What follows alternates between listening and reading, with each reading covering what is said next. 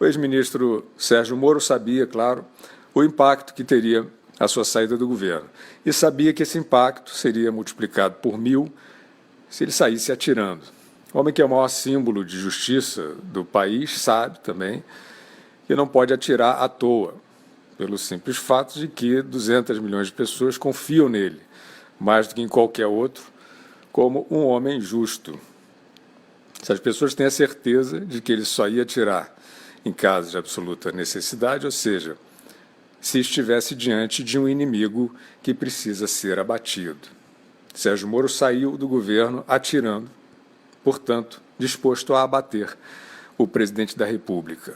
Fez acusações contra ele de ingerência política na Polícia Federal, que imediatamente foram tomadas pelos adversários do governo como ponto de partida para um pedido de impeachment. Moro sabia que seria assim. As investigações vão buscar os fatos, vão determinar se houve crime, e não existe crime sem provas. Se Sérgio Moro tem as provas, o melhor seria ter apresentado imediatamente, especialmente porque, como já dissemos, ele é o maior símbolo de justiça do país, pelo menos até o momento.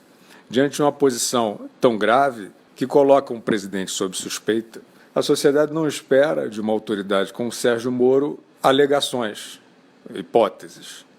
Até aqui foi o que Moro apresentou. Ele alega que Bolsonaro interferiu politicamente na Polícia Federal e Bolsonaro alega que não interferiu. E agora? Sérgio Moro montou um aparato para divulgação da sua denúncia.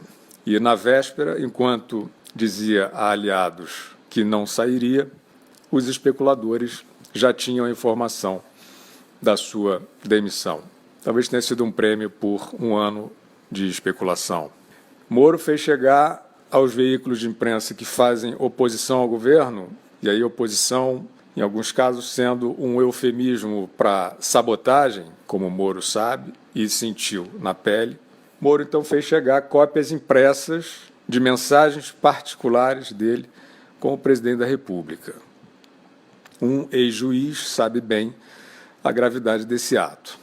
As mensagens mostravam uma discussão entre ministro e presidente sobre o comando da Polícia Federal.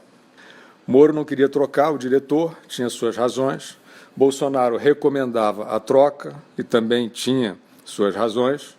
No caso do presidente, achava que investigações como, por exemplo, a do atentado que ele sofreu não estavam caminhando direito, além de achar que a gestão do então diretor podia estar abrigando interessados em perseguir gente na sua base política. Essa é a hipótese do Bolsonaro na conversa com Moro. A prerrogativa da escolha do diretor-geral da Polícia Federal é do presidente e ele estava discutindo isso com o seu ministro da Justiça. Ponto. Talvez Sérgio Moro tenha informações concretas sobre quebra de autonomia da Polícia Federal pelo presidente da República e ainda vá apresentar essas informações. Até aqui, ele foi para o fronte, declarou guerra, apontou para a cabeça do presidente e disparou a sua bala de prata, que não era nem de prata, nem era bala. Era um dossiê de remendos de WhatsApp, parecido com aqueles que os hackers, amigos do Lula, usavam contra o próprio Moro.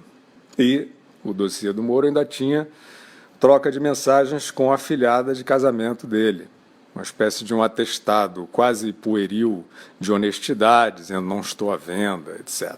Logo ele, Moro, o herói da Lava Jato. Não é difícil que, diante daquele vazamento de quinta categoria, muita gente ali tenha achado que dessa vez não tinha sido o telefone do Moro, mas o próprio Moro, né, que foi invadido por hackers. Muita gente também vinha achando o comportamento do Moro diferente durante a epidemia do coronavírus. Diante de governadores tendo arroubos ditatoriais e descendo o sarrafo na população, Sérgio Moro postava mensagens de prudência, aparecendo lendo o livro da esposa na quarentena. Moro estava estranho para muita gente. Nesse intrigante espetáculo de dossiê, denúncia, alegação, Sérgio Moro ainda achou espaço para dizer que nos governos do PT não houve interferência na Polícia Federal, como estaria, segundo ele, havendo agora. Como diria Marcelo Odebrecht, seria o caso de recorrer à ajuda à memória. A ajuda à memória era um dos serviços VIP que o Lula e a sua quadrilha ganharam ao vender o Estado brasileiro para um cartel de bandidos. Então, vamos à ajuda à memória.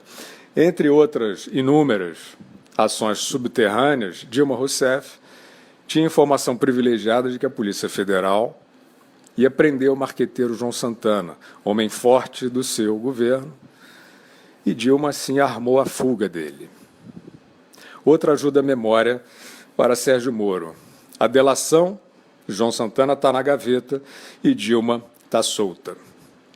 O ministro da Justiça, naquela época, era um despachante partidário encarregado de fazer ali, junto com o Janot e o STF, todas as investigações contra a gangue petista morrerem na praia. Moro se esqueceu de tudo isso. A Polícia Federal é uma instituição admirável desde antes da Lava Jato e conseguiu ser eficaz em vários momentos, apesar de injunções políticas que sofreu aí ao longo da história. Mas citar o PT como exemplo de respeito a qualquer instituição pública equivale a oferecer o Nobel de Medicina ao coronavírus. Ainda mais se você é o ex-juiz Sérgio Moro, o homem que prendeu Lula. O Brasil está perplexo. A missão Moro-Bolsonaro, que não poderia falhar, falhou miseravelmente. Os dois tinham a obrigação cívica de levar essa missão até o fim. E agora? Agora é preciso entender, com muita clareza, onde está o elemento de traição ao país.